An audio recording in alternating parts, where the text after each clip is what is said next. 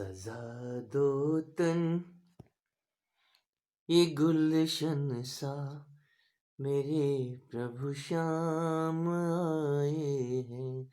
सजा दो मन ये गुलशन सा मेरे घनश्याम आए हैं।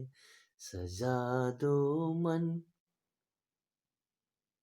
मन को सजा मत दो, हम मन को ही सजाने लग जाते हैं, सजा देने लग जाते हैं। ये मन को सजा देने के लिए हम ध्यान करने बैठते हैं और हमें नींद आ जाती है, हमारी गर्दन लुढ़क जाती है और हमें पता ही नहीं चलता हम कहां जाते हैं। और जब गर्दन में दर्द होता है तो हम गर्दन सीधी करते हैं और उसके बाद फिर ध्यान करते हैं तो फिर कब गर्दन लुढ़क जाती है हमें पता ही नहीं चलता। हम क्या करें? ये बहुतों की पीड़ा है, ये बहुतों का सवाल है। सजा दो तन ये गुलशन सा, सजा दो तन ये शिव जी सा। कहीं वो उमा तो आ जाए, कहीं वो मां तो जग जाए। उस मां को जगाने के लिए, उस मां को पुकारने के लिए ये मुख खोलिए। ओम नमः शिवाय। शिव से बड़ा नहीं कोई दूजा। मन मेरा मंदिर, शिव मेरी पूजा। शिव से बड़ा नहीं कोई दूजा। इस तन को शिवालय बना दो, इस तन को जरा हिमालय सा दृढ़ करके बैठो। और ये तन जब तना हुआ होता है और शीश आपका सीधा होता है शिखर के माफिक, तो शिखर के ऊपर कुछ है जिनके ये अनुभव हमारे क्राउन चक्र पे हरकत होती है, हमारे आज्ञा चक्र पे हरकत होती है। और जब भी वो हरकत होती है ये गर्दन सीधी हो जाती है, इसको सीधा करना नहीं पड़ता। जिनके वो हरकत हो नहीं रही है, वो हरकत नीचे हो रही है, कहीं नाभि पे हो रही है, कहीं मूलाधार चक्र पे हो रही है। ध्यान दें, ये ऊर्जा का वर्तुल, वो ऊर्जा ध्यान में आपकी ऊपर से नीचे को गति कर रही है। गर्दन इसीलिए आपकी नीचे लुढ़क रही है। कोई समर्थ आपके शीश को जगा देता है, छू देता है। और छूने के बाद आपका आज्ञा चक्र, आपकी बिंदिया का निशान जहां पे है, जो माएं हैं, बहनें हैं, और जहां पर आपकी मांग है, वो नीचे से लेकर के नाक से लेकर के ऊपर तक दमदमाती है। और इतने अनंत सूरज चांद सितारे दिखते हैं कि जिधर देखते हैं उधर आलोक ही आलोक दिखाई देता है। हमारी आंखें नहीं खुलती हैं, गर्दन झूमती रहती है आनंद से। सजा दो तन ये गुलशन सा। आप जरा सजा के बैठे अपने आप को। हम ध्यान में अपने आप को सजा के कहां बैठते हैं, सजा देते हैं बैठ के।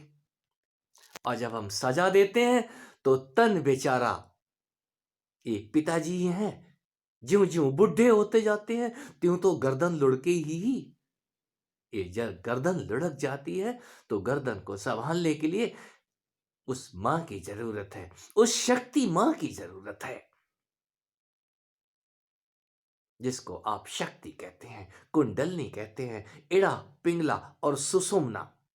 कहीं आप सुषुम्ना के अंदर एक बार उस सुषुमना, उस मन को जगा तो दें। वो मन आपकी गर्दन सीधी कर देगा। मन सो जाता है और हम कहते हैं कि हमारी गर्दन लुढ़क जाती है। आप ही तन से बेहोश हो गए हैं तो ये तन गिरेगा नहीं और क्या होगा। लक्ष्मण को शक्ति लगी नहीं है और लक्ष्मण गिर पड़े, शक्तिहीन हो गए। कहीं शक्ति लगने के बाद कोई शक्तिमान होता है, शक्तिवान होता है। वो शक्ति निकल गई, उनको शक्ति लगी नहीं मेघनाथ की। कहीं मेघ समाधि आने के बाद कोई उस शक्ति की गर्जना करता है, ये गर्दन अपने आप उठ जाती है, और जिसकी गर्दन उठी हो लुढ़कने का सवाल ही नहीं उठता। फिर वो क्राउन चक्र, फिर वो सूरज दमदमाता है। आप उसको सुदर्शन कह सकते हैं, वही कृष्ण का सुदर्शन है। और ध्यान में असीम ऊर्जा का आरोहण होता है, और जिनका अवरोहण हो रहा है, कहीं वो ऊर्जा जो थोड़ी बहुत आपने ध्यान के माध्यम से कमा ली है, उठा ली है, उसका क्षरण हो जाता है। आप ज्यों ही ध्यान में करने बैठते हैं, ध्यान में ज्यों ही उतरते हैं, आपकी जो ऊर्जा जो आपने इकट्ठी की हुई है, वो सने सने नीचे को उतरती है। वो गंगा ऊपर से नीचे को बहती है। कोई शिव जी नीचे से उठा के पुनः ऊपर रख देता है। ये स्नान का विज्ञान जिनको समझ आ गया है, गंगा स्नान। कहीं जल को नीचे से उठा के ऊपर डालते हैं हम शीश पे, क्यों? कोई तो बात है। ये स्नान के विज्ञान में अद्भुत रहस्य है। हमने लोटे से जल शीश के ऊपर डाला है, जग से भर भर के उस जग को सिर के ऊपर उड़ेल रहे हैं। कहते हैं जग से स्नान करो। जग कौन सा? हम मग्गे को भी जग बोलते हैं, गांव में जग। जग से पानी पियो, क्या मतलब है? मतलब है उसमें टोटी लगा के आप उसको मुंड पे डालो, शीश के ऊपर डालो। हमसे तो वो अन्य धर्म वाले अच्छे हैं जो टोटी लगे हुए लोटे का इस्तेमाल करते हैं और उस मुंड के ऊपर जल डालते हैं। वो गलत जगह जल डालते हैं। उस जल को कहीं शीश के ऊपर डालना था, शीश वाले मुंड के ऊपर। आप धीरे धीरे जरा जल छोड़ के देखें, शिवालयों में जो घट के अंदर से जल धार धार तेल धारावत जल गिरता है। आप अपने शीश के ऊपर व्यवस्था करके देखें और फिर मुझे बताएं, आपका शीश लुढ़कता है या शीश सीधा रहता है? ऐसा ही करके देखें। ये सने सने 12 साल 14 साल आप लगातार जरा करके तो देखें। जो भी सफल हुआ है, चाहे वो बाहर के व्यवसाय करने में सफल हुआ हो, कम से कम उसने 12 से 14 साल लगाए हैं। मेरे मित्र गवाही देते हैं कि हमने 14 साल रात दिन एक कर दिए, और उसका परिणाम है कि आज हम शान से बैठ के खा सकते हैं। हमें मांगने की जरूरत नहीं है। अच्छी बात है। तो बाहर सफल होने के लिए 12 से 14 घंटे आप मेहनत करते हैं।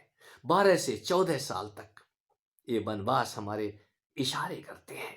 वनवास क्या है? इस जगत में सफल होना है तो जगत में भी आपको बनने के लिए कर्म तो करना ही होगा, और उस कर्म करने के बाद कोई उस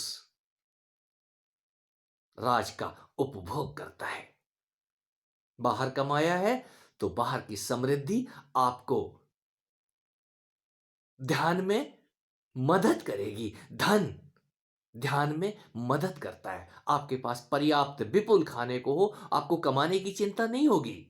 और जिनको कमाने की भी चिंता है, खाने की भी चिंता है, वो ध्यान क्या करेंगे? इसीलिए हमने ध्यान का मार्ग राज ऋषियों के लिए छोड़ दिया था, कोई राजाओं के लिए, कोई समृद्ध लोगों के लिए। और भक्ति सर्वसुलभ है सबके लिए। आप चाहते क्या है? हम जो चाहते हैं वो मिलता जरूर है। यदि आपकी चाहत भरपूर है तो एक समय आता है, वो चाहत, वो आशा आपकी कभी निराशा में तब्दील नहीं होती। और जिसको आपने चाहा है उसके लिए प्रयत्न आपको ही करना है। आप अपने आप को सजा ना दें, सजा देने से बचें, और सजाने के लिए अपने मन को सदा ही प्रसन्न रखें। ये यात्रा अत्यंत आनंददायक है। जो चलते हैं वो आनंदित होते हैं।